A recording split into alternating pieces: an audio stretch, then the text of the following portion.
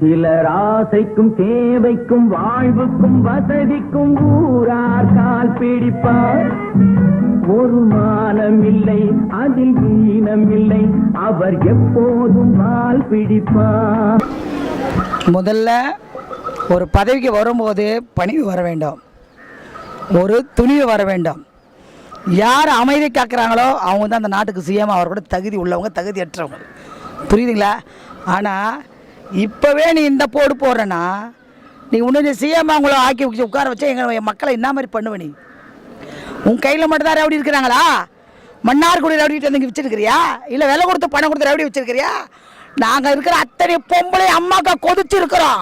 எங்கள் அம்மாவை கொன்னபடி, எங்கள் அம்மாவை சாவடிச்சபடி எங்களுக்கு பதில் சொல். எப்படி எங்கள் அம்மா செத்தாங்க? நாடகம் ஆண்டியா? 75 நாள் அப்போ நாடகம் ஆண்டியா? நீ இன்னும் இப்போ சீன் போடுற கவுனரே மேட்ற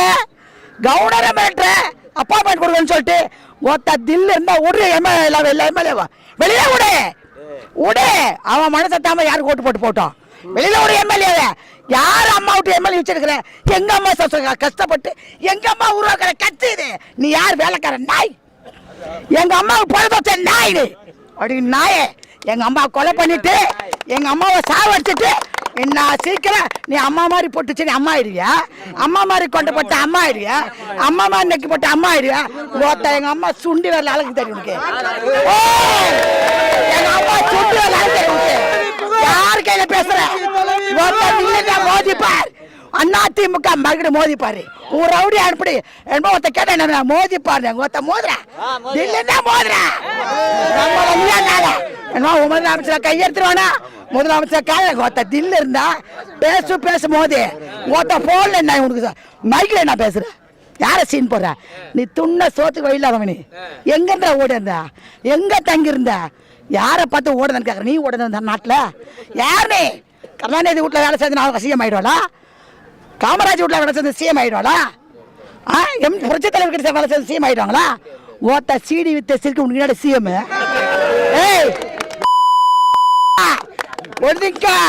இந்த சீனு நாங்க ஆக மாட்டோம். இந்த சீனு பிலிமு அப்படி எப்படி டெவலப் பண்ற நாங்க மசிய மாட்டோம். அண்ணா திமுக ஆலமரம் உங்ககிட்ட எம்எல்ஏ இருக்கலாம், எங்கிட்ட மக்கள் சக்தி இருக்குது. பாரு நிறைய பொதுச்சால் இல்லை. நானு கேட்கிறேன் நீ பாத்துக்கலாம். நீ பாத்துக்கலாம். யார பார்த்து கேட்கிற? யாரா பாத்துக்கிறேன்? கொதிச்சு இருக்கிறோம். அமைதியாக ஏன் தெரியுமா இருந்தோம்? நம்ம கட்சி போயிடக்கூடாது. அம்மா உருவாக்கின ரெட்டையில போயிடக்கூடாது. என் தலைமை கொடுத்த ரெட்டையில போகக்கூடாது.